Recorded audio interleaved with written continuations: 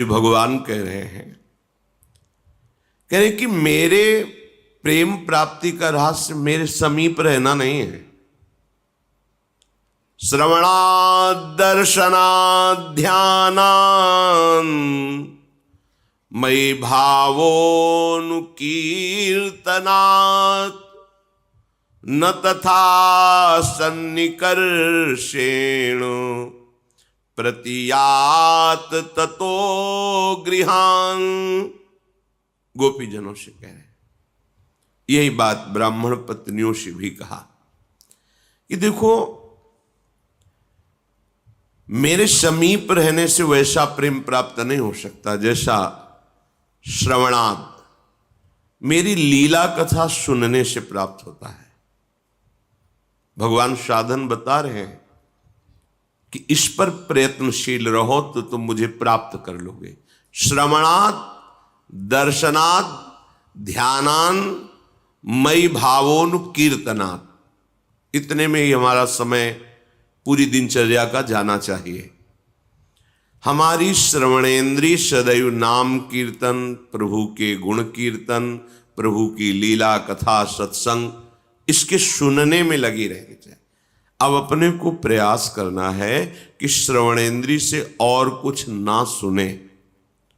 परहेज नहीं करोगे, रहनी से नहीं रहोगे, तो बहुत काल सत्संग होने पर भी आपका परिवर्तन नहीं होगा, क्योंकि आप अपना परिवर्तन करना नहीं चाहते, तो कोई आपका परिवर्तन नहीं कर सकता।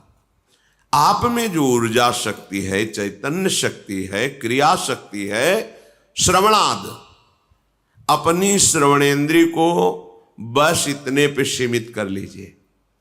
प्रभु की चर्चा, प्रभु के भक्तों की चर्चा, उनकी लीला कथा, सिद्धांत, सत्संग, नाम कीर्तन, यही हमारी श्रवणेन्द्रिय सुने। भगवान आदेश कर रहे हैं कि मेरा निश्चित प्रेम प्रकट हो जाएगा। और दर्शनात्, प्रभु के छवि का दर्शन, श्री विग्रह का दर्शन, सब में भगवत भाव का दर्शन, वर्तन नहीं, दर्शन, सब में हमारे प्रभु हैं। ये बहुत बड़ा साधन है भगवत साक्षात्कार का। भगवान कह रहे हैं दर्शनात्, अपनी जो कुटिया में श्री जी विराजमान छवि रूप में, पहले भावना करो कि छवि नहीं, साक्षात बैठे हैं। तो अगर प्रभु साक्षात बैठे हो तो हम कैसा बर्ताव करेंगे? जो हमारे गुरुजन पधारते हैं, श्रेष्ठ जन पधारते हैं, तो हम कितना सरल, नम्र, प्रिय और सावधान होकर बर्ता। महाराज बैठे हैं, गुरुदेव बैठे, पर ये तो गुरुदेव के प्राणाराध्य बैठे हैं।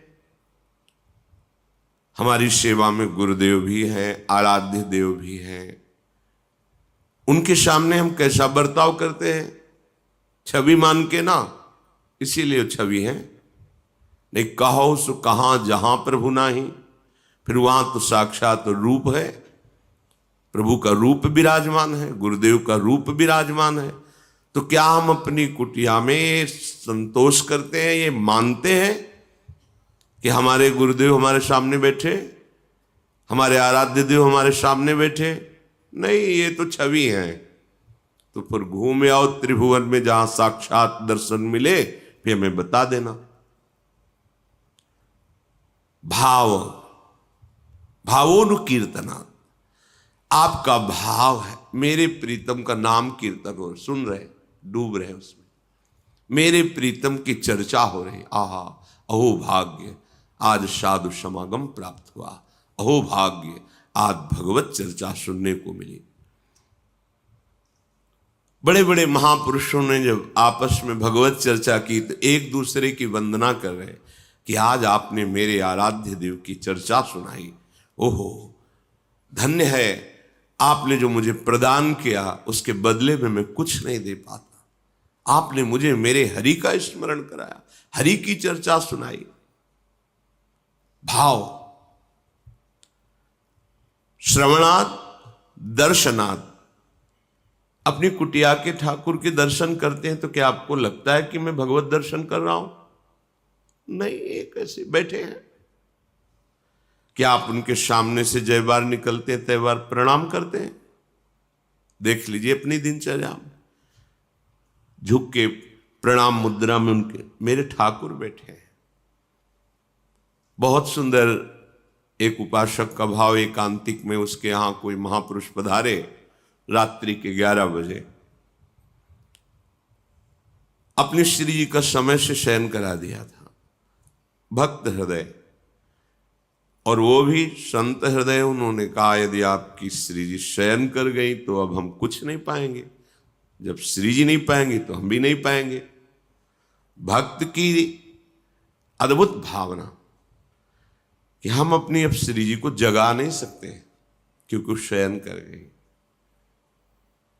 देखो, अगर भाव ना होता तो अपने घर के से पर्दा हटाओ, भोग लगाओ, संत जन को पाओ। नहीं, श्री जी तो शयन कर गए, अब नहीं, तो हम फिर कुछ नहीं पाएंगे। अब आप देख लीजिए, बार बार प्रणाम कर रहा है, उसके मन में लगा मेरे से अपराध बन गया क्या, प्रश्न किया करके।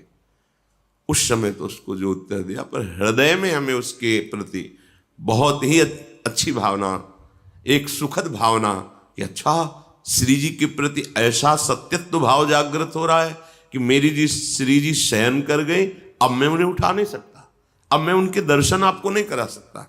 ये अपनी कुटिया के श्री जी, वो मान रहा है श्री जी शयन कर गए। नहीं, अरे महाराज अभी पर्दा हटा दे, भोग लगा दे अपने घर के, ऐसा नहीं। हमारे ठाकुर हैं, ये विराजमान, हमारे गुरुदेव ये विराजमान है, हमारे श्री जी विराजमान है। फिर देखो आपका मन क्या कहेगा, वही लट्टू बना रहेगा उसी रूप माधुरी में।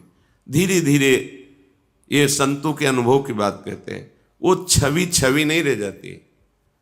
फिर जिसे तुम छवि देखते हो वही छवि समुद्र प्रभु वहां नेत्रों से उनकी चेष्टाएं दिखाई दे रही, मुस्कुराहट दिखाई दे रही, आदेश हो रहा है, बात कर रहे हैं, वहीं से प्रकट होकर जहां आप छवि मान रहे हैं।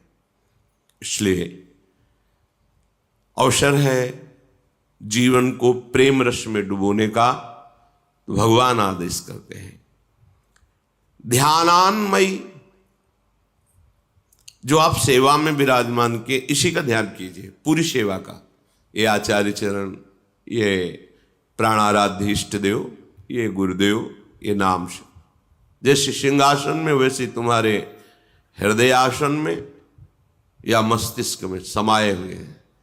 जहां बैठे उनको देख रहे हैं, मंत्र अंदर से जप रहे हैं, नाम जप रहे हैं। बिल्कुल सरल बात। हम भगवान को देखा नहीं तो कैसे ध्यान करें, उद्दंडता नहीं। ये कौन बैठे हैं? किसी ने पूज्य पादुड़िया बाबा जी से कहा कि भगवान पाते हैं क्या? तो उनका बिहारी जी में जो 56 प्रकार के भोग लगते हैं, राधा वल्लभ जी में, राधा रमन में, तो तुम दिखावा समझते हो क्या? साक्षात प्रभु आरोकते हैं। और ब्रह्मबोध संपन्न, ज्ञान की सिद्ध वृत्ति वाले महापुरुष साक्षात प्रभु आरोकते हैं, तुम दिखावा समझते हो क्या? ये जो भोग लगता है तो तुम्हें ऐसे केवल ऐसा समझते हो क्या कि बस दिनचर्या है, बना लिया भोग नहीं। आप जिस भाव से भावित होकर पवा रहे हैं प्रभु, वैसे ही पा रहे हैं। वो आपके भाव में ही बैठे हुए हैं। मई भाव हो, मेरे भाव में। ओहो, मेरे प्रीतम का नाम आनंद मगन होकर सुन, मेरे प्रीतम की कथा आनंद मगन होकर, अपने प्रीतम की सेवा, जो कुटिया में विराजमान है और जो मंदिर में विराजमान है, जो जगत में विराजमान है, उनमें एकमात्र मेरे आराध्य। अंतर नहीं होना चाहिए। अंतर रखोगे तो भागना पड़ेगा। भागते रहो, कितना भागोगे? फिर अंतर ही बना रहेगा। वो अंतर रहित तो निरंतर जहां दृष्टि डालोगे वहां अपने आराध्य देव का भाव आपके अनुभव में आने लगेगा। मई भावों, मेरे भाव से श्रवण, मेरे भाव से दर्शन और मेरे भाव का ध्यान। मेरे ही तो आराध्य देव हैं। बस पूरा जो सेवा विराजमान उसे अपने दिमाग में बैठा लो। ध्यान हो रहा है, ये महाप्रभु बैठे, राधा वल्लभ लाल जी बैठे, नाम सेवा विराजमान, पूज्य महामहिम करुणामय गुरुदेव भगवान विराजमान है। हाँ, बस मंत्र चल रहा है, ये ध्यान हो रहा है। वो ध्यान नहीं हो पा रहा, नाम का ध्यान कर रहे हैं।